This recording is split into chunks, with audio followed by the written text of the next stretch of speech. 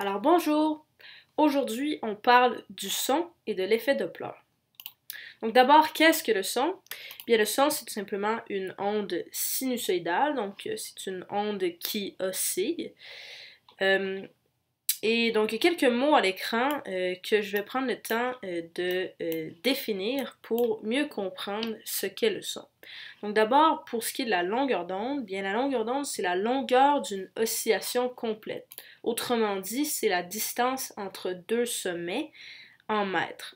Donc, ça peut être ce sommet-ci et ce sommet-ci, comme l'exemple le montre, mais ça pourrait être aussi des sommets qui sont plus vers le bas, ou encore ça pourrait être ce point-ci et ce point-ci. Donc l'important ici c'est vraiment juste d'avoir une oscillation complète. Donc ça peut être n'importe quel point qu'on prend, mais c'est beaucoup plus facile de se repérer lorsque on choisit deux sommets. Pour ce qui est de l'amplitude maintenant, eh bien l'amplitude c'est la hauteur d'une onde, donc autrement dit, c'est tout simplement la distance entre un sommet et l'axe des X en mètres. La fréquence, c'est le nombre d'oscillations complètes effectuées par unité de temps. On utilise les Hertz, donc Hz comme unité. Et la formule de la fréquence, c'est tout simplement F minuscule, donc ça c'est le symbole de la fréquence. Et c'est le nombre d'oscillations complètes divisé par le nombre de secondes. Et finalement, la période, bien, c'est le temps pour effectuer une oscillation complète en secondes. Et la formule, c'est T majuscule, qui est égal à 1 sur F, F étant la fréquence. À savoir qu'une fréquence élevée correspond à une courte longueur d'onde et est associée à un son aigu, alors qu'une fréquence basse correspond à une grande longueur d'onde et est associée à un son grave.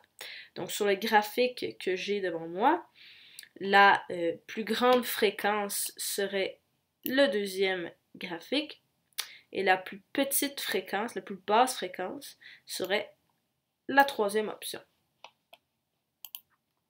Maintenant, parlons de l'effet Doppler. Donc, l'effet Doppler, c'est un phénomène qui explique la perception d'un son par un observateur en mouvement par rapport à l'émetteur du son. Donc, c'est vraiment relatif, ok? Et c'est vraiment par rapport, c'est entre l'observateur et l'émetteur. Donc, ça peut varier de situation en situation. Et plus l'émetteur et l'observateur s'éloignent, eh bien, plus le son va être grave.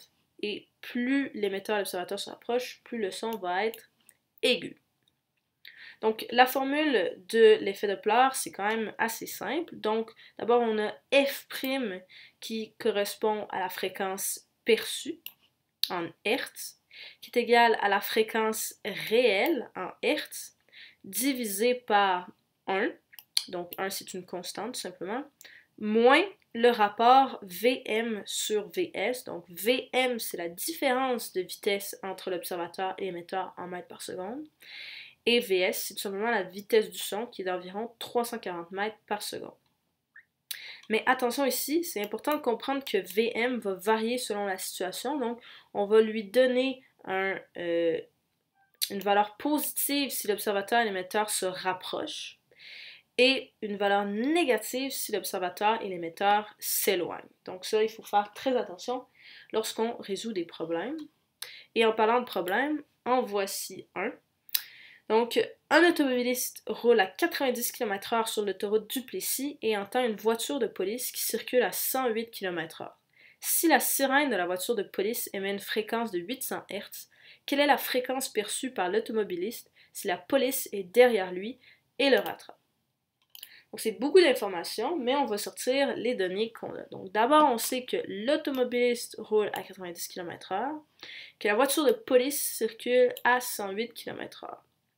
On sait aussi que la fréquence réelle de la sirène de la voiture de police est de 800 Hz. Et on sait aussi que la police est derrière lui et le rattrape. Donc autrement dit, l'observateur et l'émetteur se rapprochent. Ça va nous être utile pour notre VM. Donc d'abord, avant de commencer à résoudre le problème, c'est important d'avoir les bonnes unités. Alors je vais transformer les vitesses en km/h en mètres par seconde. Donc d'abord celle de l'automobiliste qui est de 90 km pour une heure. Je vais tout simplement multiplier par le rapport 1000 mètres sur 3600 secondes parce que 1 km c'est 1000 mètres et 3600 secondes c'est une heure. Et ça me donne 25 mètres par seconde. Je fais le même principe avec la deuxième vitesse, donc 108 km/h pour une heure.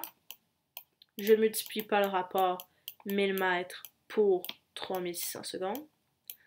Ça me donne une vitesse de 30 mètres par seconde. Donc à ce moment-ci, j'ai toutes les unités qu'il me faut et je vais pouvoir résoudre donc le problème. Alors la fréquence perçue, f', c'est égal à la fréquence réelle, donc 800 Hz, divisé par 1 moins le rapport Vm sur Vs. Mais là, si on se rappelle, ici, Vm est positif si l'observateur et l'émetteur se rapprochent, donc c'est notre cas. Alors à ce moment-ci, la différence de vitesse entre l'observateur et l'émetteur, qui est de 5 km/h, c'est-à-dire 5 mètres par seconde, sera positive, donc on va laisser ça positif, ça va tout simplement être 1 moins 5 divisé par la vitesse du son, qui est de 340 mètres par seconde. Et si on fait ce petit calcul, ça nous donne 811,94 Hz. Et c'est ce qu'on cherchait, donc on cherchait la fréquence perçue par l'automobiliste. Et c'est tout à fait normal que cette fréquence-là soit plus élevée que la fréquence réelle, étant donné qu'il se rapproche, donc le son est plus aigu. Et on se rappelle qu'un son plus aigu est caractérisé par une fréquence beaucoup plus haute. Donc voilà pour l'effet Doppler et le son.